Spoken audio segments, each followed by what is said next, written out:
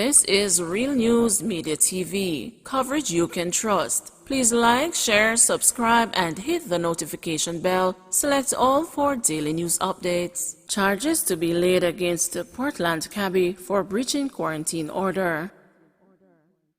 The police in Portland are preparing to lay charges against a COVID-positive taxi operator who reportedly breached his quarantine order. The cabbie, who is from Chili Lane in Port Antonio, was today warned for prosecution in the presence of his father, less than 24 hours after the police launched a search to locate him. Deputy Superintendent of Police Julia Francis today told the news that statements were collected from persons who reportedly saw the taxi driver operating his vehicle on Saturday, 3 days after he was diagnosed with COVID-19. According to Francis, he has since received the supporting documents that reportedly showed that the taximan tested positive for the virus on September 8 and that during the period he was seen operating his vehicle, he should have been in home quarantine for 14 days. He was warned for prosecution and he will be charged. He is not in the best of health, and based on his condition, some of the officers are a little fearful to approach him to serve the summons. But even if we have to await improvement on his part, he will be charged and he will have his day in court, said Francis. The news learned that family members alerted the police about the breach by the cabbie out of concern that his action placed unsuspecting passengers at risk. His grandmother had earlier tested positive for COVID-19 and is now at home in quarantine. Police reviewing anti-crime strategies in response to spike in murders, said Chang. National Security Minister Dr. Horace Chang says the Jamaica Constabulary Force will be tweaking its anti-crime strategies to address the upsurge in violent crimes which he has linked to gang activities. He was responding to Monday's call by the parliamentary opposition for the government to craft a new anti-crime plan.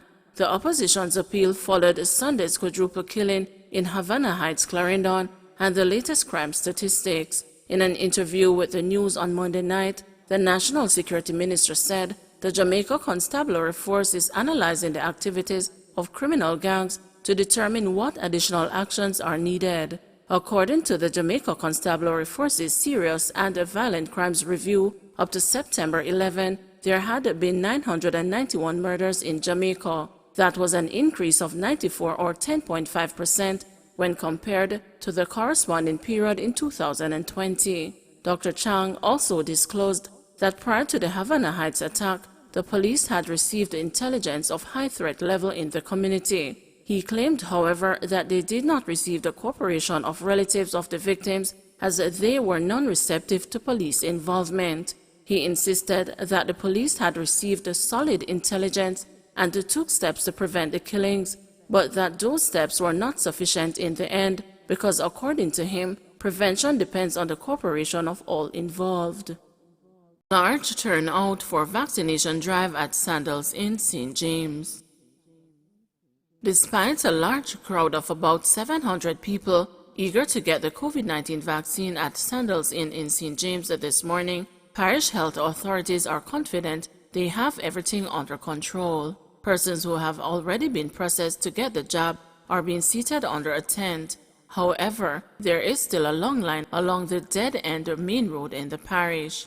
Health authorities say they have called in reinforcement to speed up the process. They added that arrangements are also being made to distribute water to those in line to keep them hydrated.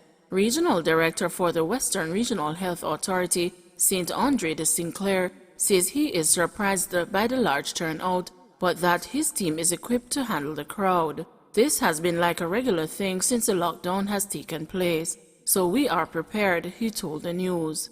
He added that there is enough vaccine available and efforts are being made to have staff from other areas come in to assist. It is unclear if those among the crowd are mostly tourism workers. Sinclair is convinced the high numbers are due to today being a no-movement day. To tell you the truth, I don't know if they are tourism workers or what because nobody has on any uniform. It is the no-movement day, he said. The regional director added that he is happy with this morning's turnout and that people are being encouraged to come out and get the vaccine. Change in vaccination location upsets St. Thomas residents. Hundreds of residents who turned up this morning at the Yallahs Health Center in St. Thomas for a scheduled vaccination blitz were left disgruntled following news that the activity was moved to the Yallahs Baptist Church. Residents argued that they were not told about the change. "We went to the Yallahs Health Center because that is where was being advertised for vaccination. It caused a lot of chaos until even now because when we relocated, nobody was there to inform us about anything. We only saw the tents at the church ground, so we went," said Sandra Nelson, who showed up with her children and other family members to be inoculated. The resident shared that though the two locations are within walking distance, several elderly persons were unable to make the trek. Nelson described the process as tardy and disorganized.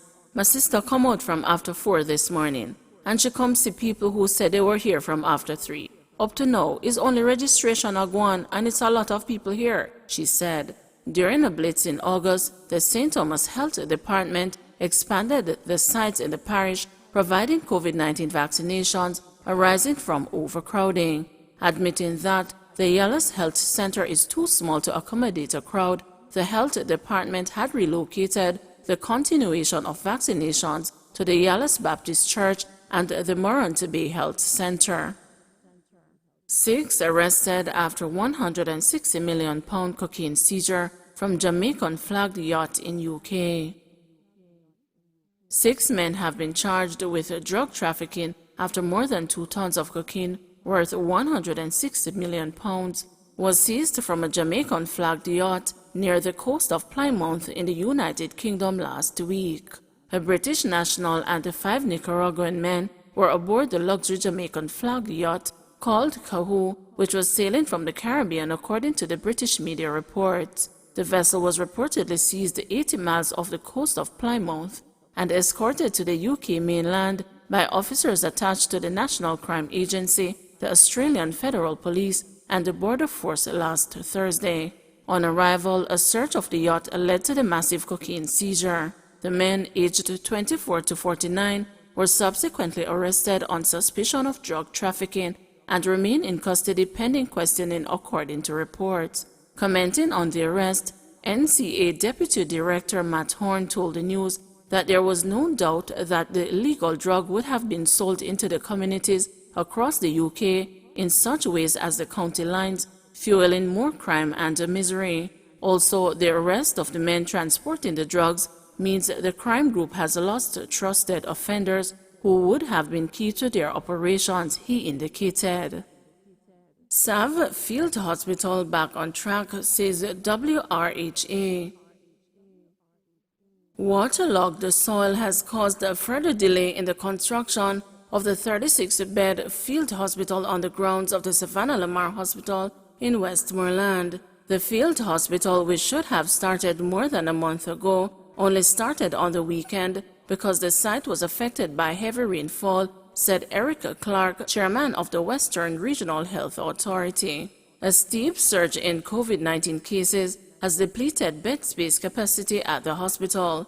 The material was delivered to the site on Sunday. The heavy equipment was there preparing the ground, and I am told it will proceed smoothly now, said Clark. The land was so waterlogged that when we tried to do the preparation, it became like a pond.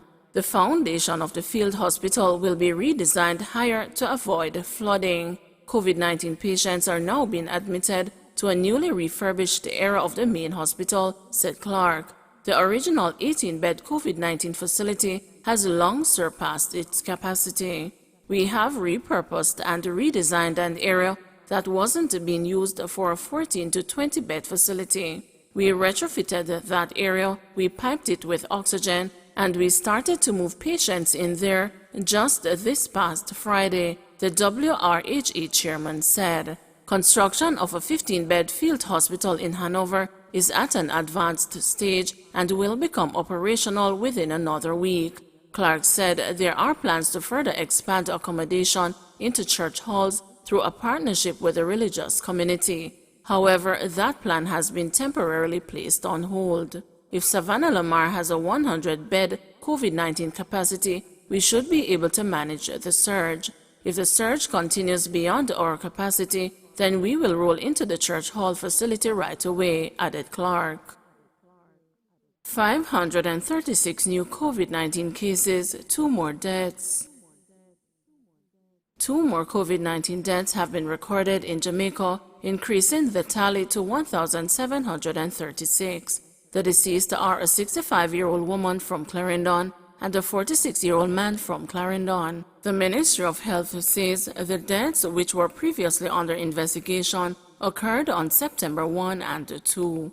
And 6 more fatalities are under investigation, moving that figure to 247. Meanwhile, there were 536 new cases, with ages ranging from 1 day to 103 years, pushing the total to 76,987, with 24,659 being active. Of the new cases, 323 are women and 213 are men. The parish breakdown is as follows: St. Catherine 108, Clarendon 100, Kingston and St. Andrew 78, St. Thomas 51, Manchester 37, St. Thomas 35, St. Anne 33, St. James 35, St. Anne 33, Trelawney 25, Portland 25, St. Elizabeth 23, Hanover 9, St. Mary 8, and Westmoreland 4.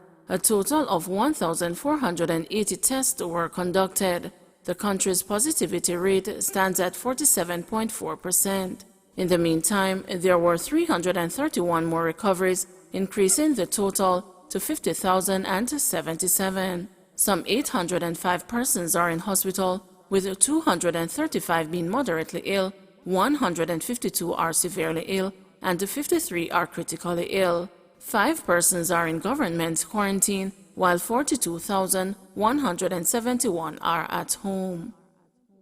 Don't forget to like, share, subscribe, and hit the notification bell. Select all for daily news updates.